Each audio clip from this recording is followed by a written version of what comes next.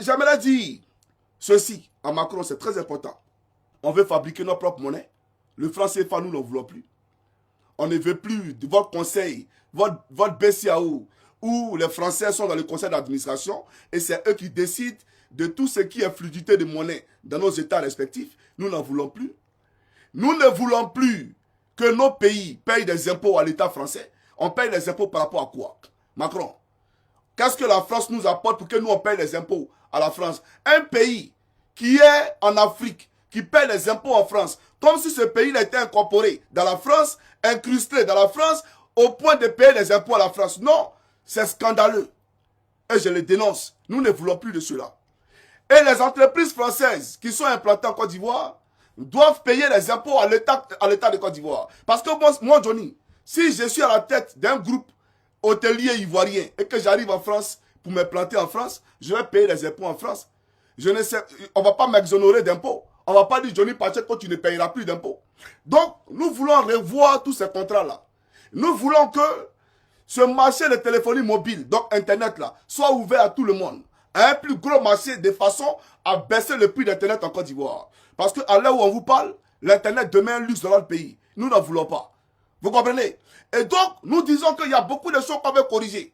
Mais ça ne veut pas dire qu'on n'aime pas les Français. Ça veut dire qu'on aime le bonheur comme vous. Parce que quand on descend à l'aéroport, voici Charles de Gaulle. Quand on descend à l'aéroport, on est scandalisé tellement votre état est joli. Tellement la France est belle. Tellement vous avez tout construit. On aimerait avoir ça chez nous. Où tout est ordonné. Où tout est à sa place. C'est notre rêve pour l'Afrique. Et vous n'allez pas nous dire que c'est un délit de rêver. Ou c'est un crime de rêver.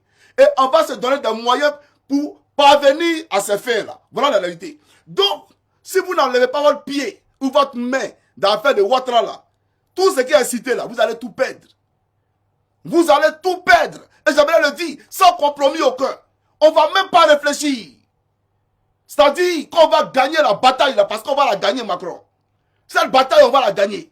On va monter, on va descendre. Cette bataille, nous la remporterons. Parce qu'on n'a pas d'autre choix. On ne permettra pas à cet imposteur et son petit frère, ou son fils, peu importe, et c'est comme Bakary, comme c'est de venir nous spolier de nos terres, de dilapider les fonds de l'État, partager notre nationalité à des moinqueriers à 200 euros, 200 euros. Est-ce que le passeport français là, il est partagé à 200 euros?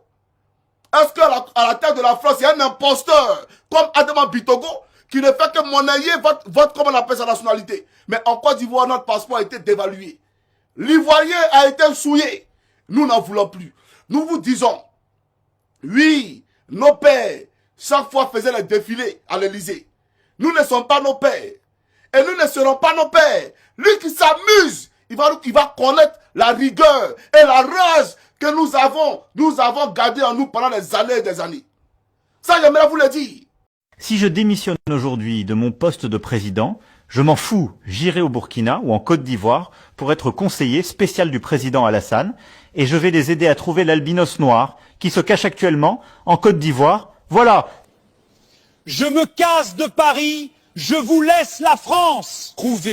Trouvez-vous un autre président. De toute façon, il n'y a plus rien à faire.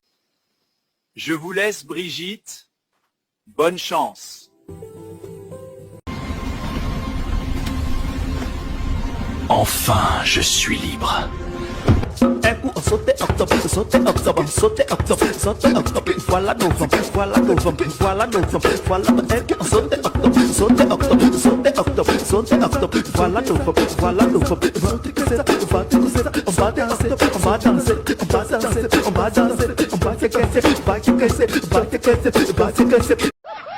Attrapez, qu'est-ce Ya,